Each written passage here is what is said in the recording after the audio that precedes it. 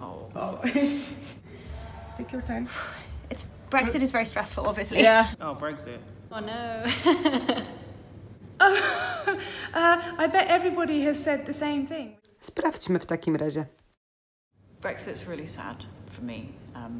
At the moment, I feel a little bit embarrassed to be British, but also honoured to be here in Poland as a British person, and hoping that we can have friendships and relationships that extend beyond some of the views of the people in our country that I don't agree with.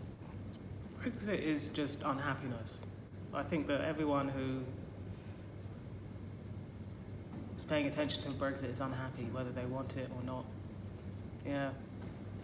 Well, my work takes me around Europe a lot, and I am concerned about what it will mean for me and my readers, you know, on the European continent.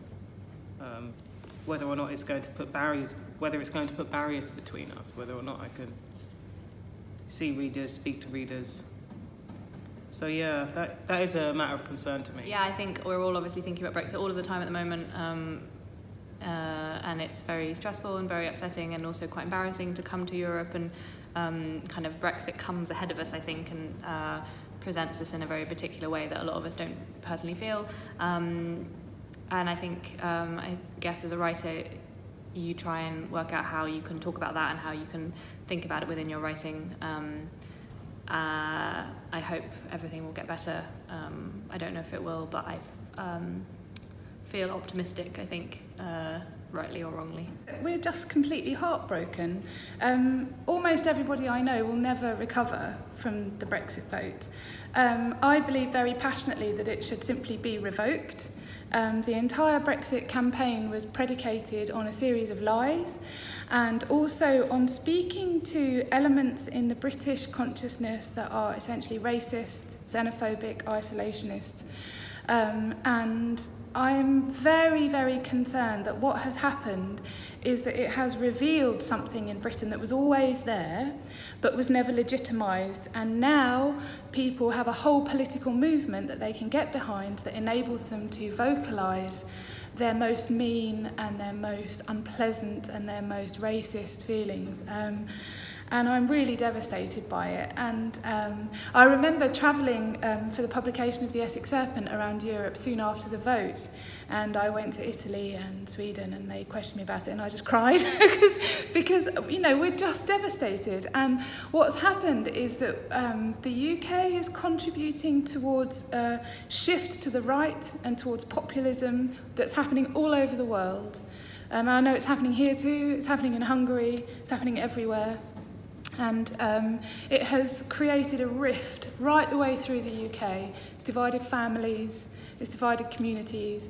And in the 3 years that the British government has been tussling over this, poverty has got worse in the UK, and crime is getting worse, unemployment is getting worse. So I'm devastated, I don't know what to say.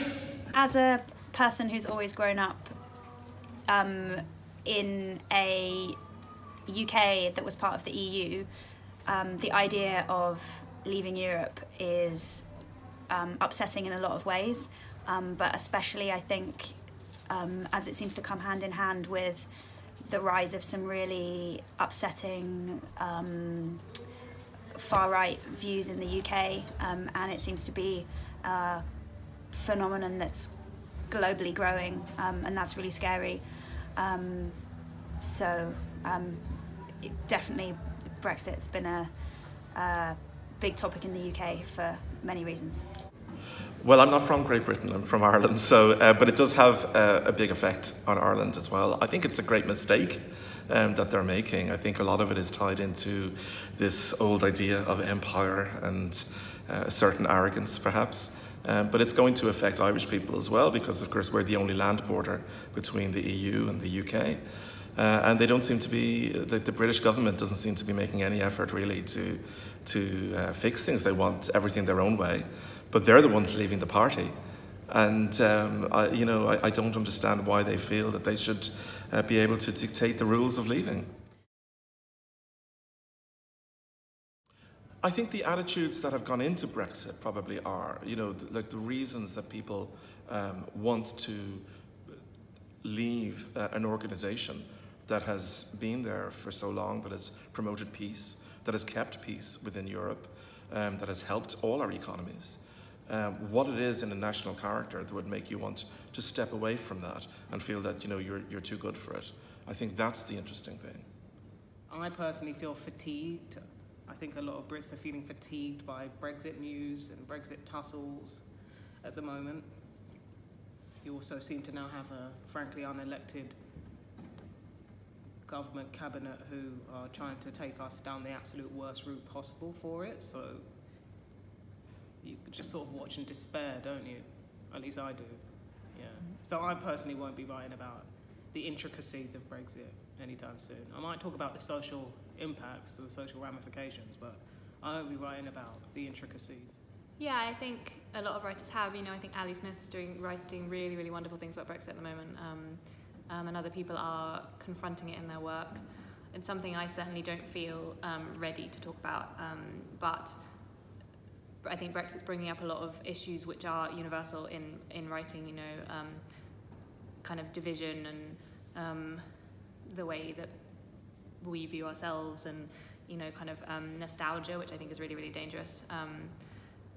So I think it's going to become more and more something that people talk about and something that creeps into writing even if it's not in an obvious way. Yeah, and Melmoth, my latest novel, which isn't out in Poland yet, deals with this, and it deals with the question of individual complicity in national trauma, and the fact that the people in the UK who allowed themselves to be deceived into voting for Brexit, they may not themselves be evil or wicked, but they are contributing towards a movement that is very dangerous.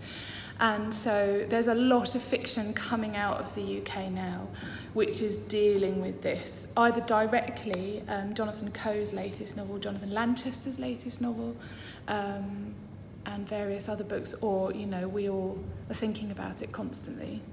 I think that authors and writers are always tackling issues that are important and current, and I'm sure we've already seen lots of books coming out already that are talking about the political climate around at the moment, and I'm sure there's going to be a lot more. I think it's definitely important for writers and artists and authors to try and use their platforms to say something that they believe in.